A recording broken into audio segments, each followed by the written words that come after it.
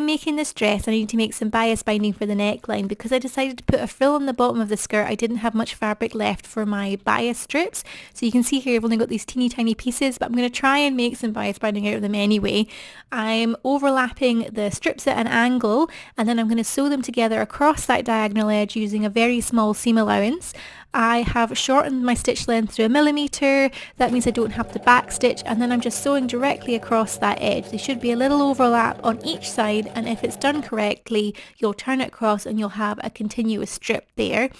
Then I need to press the seam allowance open. Now, there's lots of different ways to make bias binding, but I'm very lucky in that I have a bias binding machine.